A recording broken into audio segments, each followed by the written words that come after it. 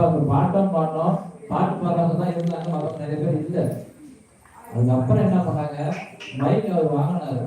உண்மையிலேயே ஒரு 20 நிமிஷம் அவர் பாட்டு பண்ணாரு. அந்த 20 நிமிஷத்துல இங்க இருக்கிற சகோதரிகள் ஒரு தலையிலே தூக்கி வந்து பெரிய டபரா தூக்கலாம் முடியாது, சாதாரணமா தலையிலே அந்த சாப்பாடு எடுத்துட்டு வந்து இங்க கிட்டத்தட்ட ஒரு 10 வாட்டியா நடந்திருப்பாங்க. அவங்களால முடிஞ்சது தலையில தூக்கி வந்து அந்த சாப்பாடு போட்டுட்டே இருந்தாங்க. கொஞ்சம் சின்ன பாத்திரத்தை எடுத்து காலி பாத்திரத்தை வச்சு கிட்டத்தட்ட ஒரு 20 நிமிஷம் அந்த வேலை நடந்தது. உண்மையிலேயே பாபா அப்பதான் நினைச்சேன் நானு, ஏன் அவர் வந்தாரு, எதுக்கு அந்த பாட்டு பாடினாரு, ஒரு 20 நிமிஷம் யாருக்கே மைக் கொடுக்கல. உண்மையில அந்த பாட்டு எல்லாமே அவ்வளவு அருமையா இருந்தது.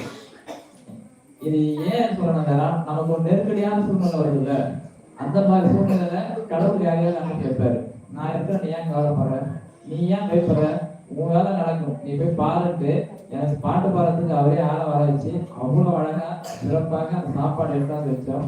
இதுல இன்னொரு பெரிய விஷயம், சாப்பாடு செய்யறது மட்டும் பெரிய விஷயம் தெரிஞ்சுக்கிறாங்க. நான் நினைச்ச சாப்பாடு செஞ்சா போதும், அது எடுத்துட்டு வந்து இங்க வைக்கிறதுலதான் இன்னைக்கு பெரிய விஷயமே நடக்குது.